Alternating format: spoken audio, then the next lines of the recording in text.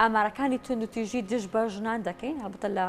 سۆراندا بۆ مەبەستە میوانداری بە ڕێشەما محەممەد زیاد لە پسراوی لە قیسۆرانی یەکێتی ژنانی کوردستانمان کردو بەڕێزیان لەگەڵمان ئامادەن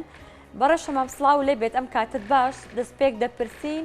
لە ئێستادا ئامارەکانی تونند و تیژی دژ بە ژنان لە سۆراندا چی دەڵێن تایبەتی لە 25 نۆڤەمبەر لە هەفتەی بەرەنگاربوونەوەی تونند و تیژی لە دژی ژنانتەین.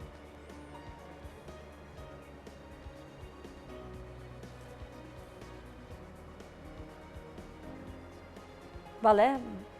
ڕێشەمام گەرگوێبیستی دەنگی من بیت لە ئێستادا ئامارەکانی تونند و تیژی دژ بە ژنان لە سۆراندا چی دەڵێن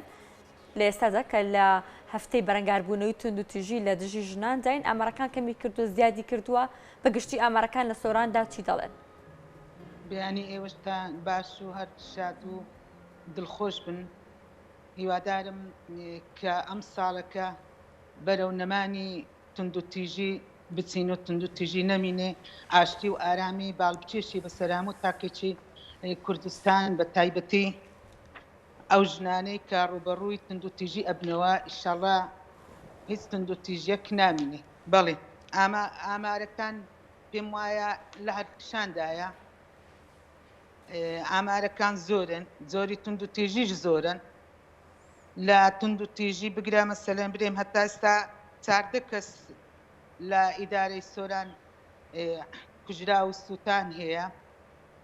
کێشەکان هەیە لەبەرەوەی بەڕاستی خۆزانیە ناوچەیمە ناوچەکی عەشایریە لەوانەیە زیاتریش پشتی شێرن بەرکەوی لە تونند و تیژی لە نەبوونی دادوەر و نەبوونی عەدالەتی یەکسانی لە ناو دادگایەکان کە بەرامبەری بە ژنانەکرێ لەو تونند و تیژێک کە بەرامبەر بە ژنانەکرێ ژنانیش ڕوو لە دادگایەکەن بەڵام بەداخەوە پێم وابی بەڕێی خۆم دادگاش لە ئاستی تموحی ژنان نییە و لەوانەیە لەوێش ڕوبەڕووی تونند و تیژی ببنەوە. ئەو کەیسانەی کە ڕوبەڕووی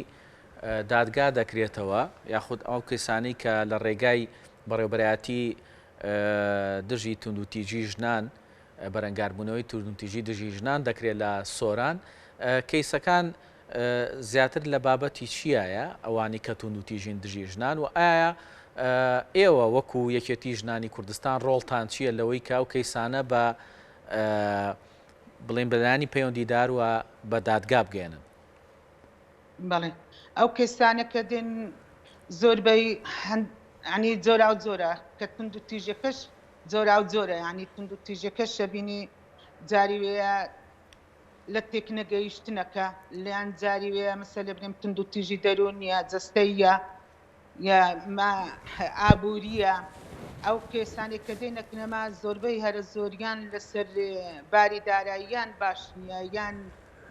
هەیە لەسەر باری دارایی لەگە یەک ناگونجێن کرێتیە یان موچەکەیان کەمە بەشیان ناکات زۆربەی لەوەشدا کە لە نەبوونی موچەش و لە نەبوونی دارایش لەوانەیە ژنان زیاتر قوربانی بدەن جارێکی دیکەش ئەوانە کەونەوە ژێر دەستی نەبوونی و نەداری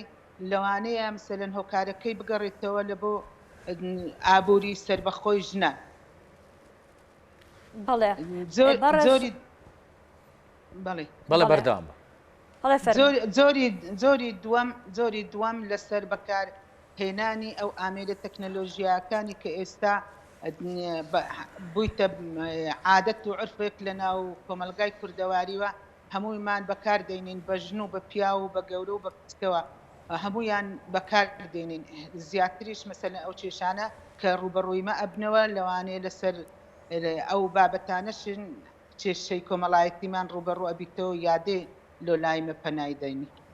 بەڵێ ڕێشەمام ئەو کێشانێک لە بەردەستانان ژنەکان خۆیان پەیوەندیان بە ئێوە کردووە یاخۆت ئێوە خۆتان توانیوتانە دەستان بە کێشەکان بکات یاخود ژنانی سۆران تا چەندێک هۆشیاری ئەوان هەیە لە کاتی کێشەکانیاندا بتوانن پەیوەندی بە ئێوە بکەن و چەنە ئەو بربەستانان تێک شکاندووە کە ڕێگیری دەکەن لەسەر بەدەنگەوە هاتنی ژنەکان لەسەر قسەکردنی ژنەکان لەسەر ئەو ئێش و ئازار ئەو کێشانی کە هەیەە. بەڵێ ئەوان بەخۆ دێن سکالا لە پەنا بۆ مەدەین سکالا تۆمارەکەن لە لایمە جگار ئەمەش بە گفتوگۆمان پێ چارە سەرکراوە چارە سەرەکەن ئەگە ناڕوبەڕووی دادگایەکەینەوە بە ڕێی یاسا و قانونەکە دادگا علی ئەەکەین جاری واشە مەسەلەن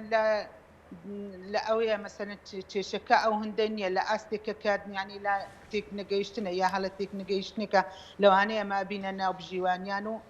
ئاشتیانەکەینەوە و خێزانەکە تۆ دۆخی خۆی و جارانە شەمەش لە دوورەوە هەروەکو ڕەفاقەت و خوشکاتەوە بە دوواداچوونی لێکەین و لە نێزیکەوە ئاگامان لێ ئەبیت و تا ئێستا بەدەیان کێشەی وامان چارە سەر کردو کە ئاشتی و ئارامیشی گەڕایتەوە بۆ خێزانەی و لە ناو خێزانی خۆی دانیشتێ و بەردەوە کێشە دیکەشمان هەیە مەسەلە برێم ینی زۆر قوڵە و زۆر ئارۆزە ڕوبەڕووی دادگایەکەینەوە دادگا بە پێی قانون و ئەو بڕگە و مادەی باری کەسایەتی مامەلەی لەگەرەکە بەڵام مەبینم زۆر جاریش ینی بەڕاستی کەم کێشەکان ئەنێرین لە بۆ دادگا دادگا ئەو هەندەی بینەوبەریان پێەکا و هەندەی هینان و بردنیان پێەکە یعنی ژنەکانیش بێتاقەتە بن کە لە ماڵیش تند و تیژیان بەنام بەرکرای بەڵام منوا هەستەکەم کە لە دادگاش ڕوبەڕووی تند و تیژی ئەبنەوە لەبەرەوەی زۆربەی ژنەکانمان باری داراییان باش نییە نەتوانن معامی بگرن نەتوانن مەسەلەن دەربڕینیشان هەتا باش نییە شارەزانی نەکە کێسەکەش لە قازان جیوانبی نەتوانن دیفاع لە خۆ بکەن و لەوانەیە دەسەڵاتێوەشیان نەبێ سەرەنیان لۆ نمونە محامیەکی بگرن ئەمەش بە هەمان شێوە ئەو ئیمکانیەتەمان نییە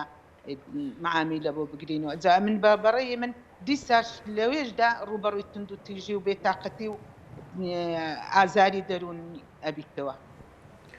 باشە ڕۆڵی دەستگا پەیوەندیدارەکانی ئەو ناوچەیە چۆنە لە بەرەنگاربوونەوەی تند و تیژی دژی ژنانەوەی کە ئازانین کە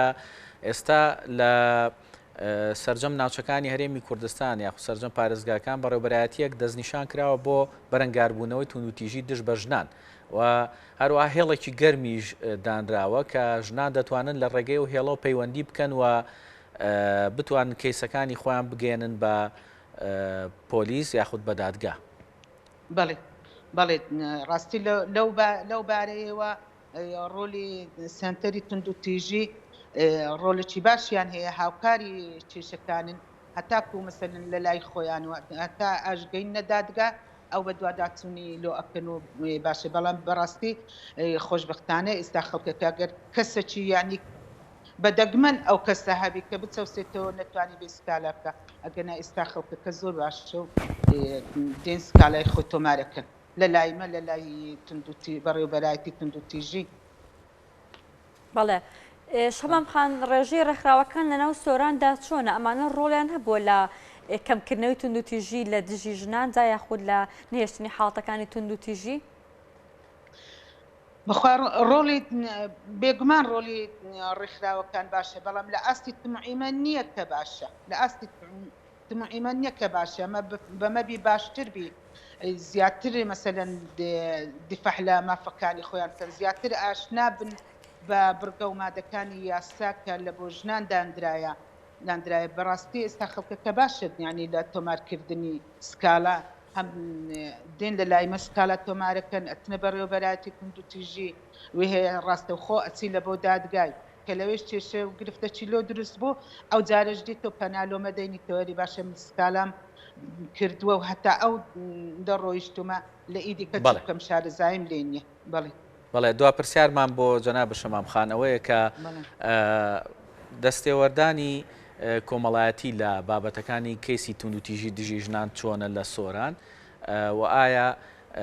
ئەو بابەتانی یاخود ئەو ڕووداوانەی کە تند و تیژیە دژ بە ژنان لەوێ تا چەند بە لە ڕێگەی پەیوەندی کۆمەڵایەتیەوە یعنی پەنا ئەبرێ بۆ ئەو ڕێگەیە بۆ یەکلاکردنەوەی. بەڵێ ئەوە ئەگەڕێتەوە سەر شەخسی ینی بەعزە کەسەکەرێک کەس ژنم هاتووە سکالای کردووە یا کچم هاتووە مەعاڵە جارێکی دیکە پێ لەو ماڵی من بنێتەوە نابی بێتەوە چۆن توە سکالای تۆمارکردێ یان چۆن تویتە بەڕێوەبەرایەتی تند و تیژی یان چۆن هاتووە بۆ ئێچەتی ژنان یان چۆن چووە بۆ دادگا ینی بەڕاستی خۆتۆ ینی لە ڕووی کۆمەڵایەتیوە ینی جۆرە تند و تیژێک هەیە ینی ژنوەیە لەوانەیە بشتەوسێتەوە نەتوانی بێ سکالا بکالەوە کێشەکەی زیاتر ئەبێ زیاتری بۆ قۆڵە بیتەوە زیاتر لە ماڵی خۆی زیاتر تند و تیژی بەرامبەر دەکرێت بە پێی منتیقیمەش کە منتیقەمەش تۆزێ بەڕاستی حەشایریە نەگەیتە و ئاستەی کە مەسەلە برێم ژن و پیاولەیەکیە یا ئەکسان بن کە چۆن پیاوکە حەقی هەیە مافی ئەوەی هێسکا لە تۆمارکە ژنەکەش بە هەمان شێوە مافی ئەوەی هێسکا لە تۆمارکە زۆر جارە مەسەلەن هەر لەوەش لێن بوویتە کێشە تاکۆ ئەو مەوزوعەشن چارەسەر کردیا ئەنی بە حەزاب پنی و پەڕۆن کردیا تاکو دڵی خانەوادەکەی لەگەر ئاش ببیتەوە و هیچی لە بە